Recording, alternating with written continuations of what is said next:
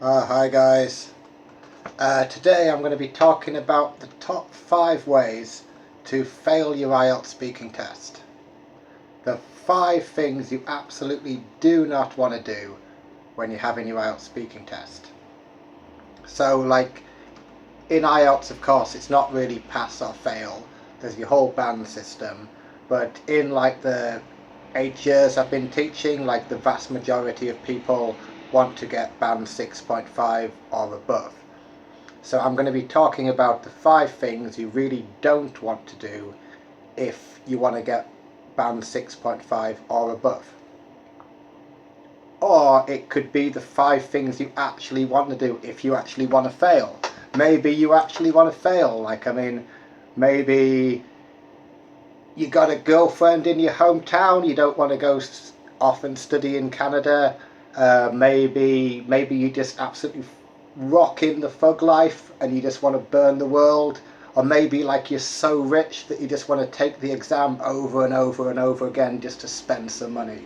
Maybe that's you, but probably not. So these are like the 5 things you should not do if you want to get a good score in your IELTS speaking test.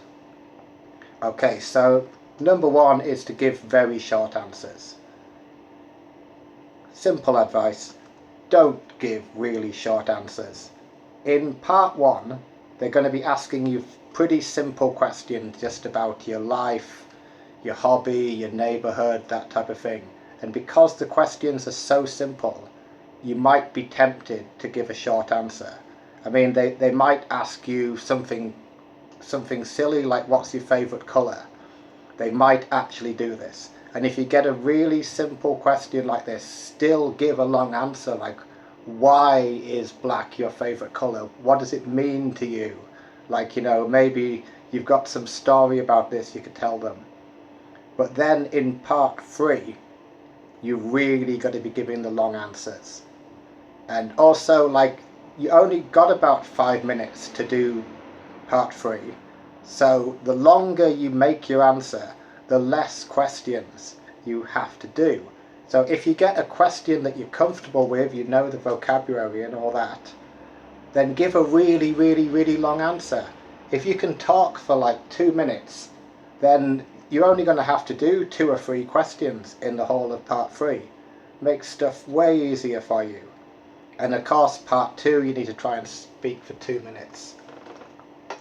Okay, the next thing, number 2 way to fail, is if you only talk about yourself, especially in part 3. In part 3, you're going to be getting questions about society, your neighbourhood, your country, and it's very tempting for some people to only talk about themselves and their own experience. And if you do this, it's a bit hot today. If you do this, then the examiner's going to think maybe you don't understand the question, or maybe they're going to think you don't have enough vocabulary to actually talk about the wider social issues. So if you get a question about society, don't only talk about yourself. You need to go beyond your own experience. Talk about different generations, different people in your country, not all about you, okay? Okay, number 3. In part 2, if you really want to mess up part 2, then don't make any notes or try to write down every single thing you're going to say. These are the 2 biggest mistakes that people make in part 2 of the speaking test. They will either make no notes, maybe because they're stressed, maybe because they're too confident, or they will try to write down every single word that they're going to say, and you don't have time in 1 minute. All you're going to do is stress yourself out and waste time. Okay, which is kind of similar to number 4, which is a mistake a lot of people make, and that is to try to memorize every single IELTS speaking question and then try to memorize an answer to that question. This is like an absolutely terrible strategy. Like, seriously, do not do this, because there are basically an infinite number of possible questions. Also, people might try and sell you predicted questions. Don't buy these, okay? Anyone who's trying to sell you predicted questions, like forecasted questions, this is just a con. This is a trick. I've seen these forecasted questions, like predicted questions, and they're written in terrible grammar, absolutely terrible grammar. They're obviously not real questions, but people pay money for these, and then they spend hours and hours memorizing these ridiculous false questions. This is just a total con.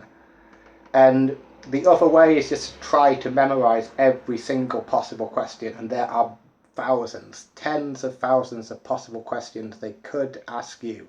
So even if you got a good memory, even if you're from a culture where all you ever normally do in school is memorize massive, endless pages of stuff, don't do this. Seriously, this is not a memory test. The IELTS is a test of your skill.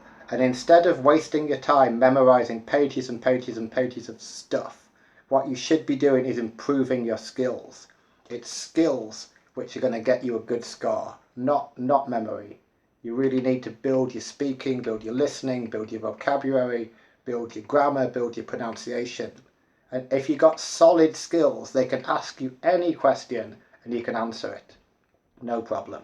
So that's the way forward. Okay, and number 5, the absolute worst thing you could possibly do is not to sleep.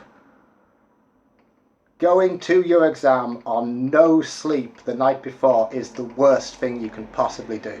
This kind of sounds obvious, but I've had really excellent students over the years who've gone to their exam after only having 2 hours sleep the night before and just made a mess of it. I mean, someone who I thought should easily get band 7 gets like band 5 because they're absolutely exhausted. And you might come from a culture like in Vietnam or in Korea where there's like a really strong kind of work ethic, and maybe you normally study like, 70 hours a week or something crazy like that. But you still need to sleep, okay?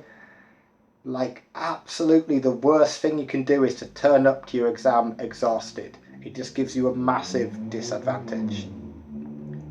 If it's possible, book your speaking exam at a time that actually lets you get some good sleep. I mean, you could book it in the middle of the morning, like 10 a.m., something like that, or you could try to book it in the middle of the afternoon.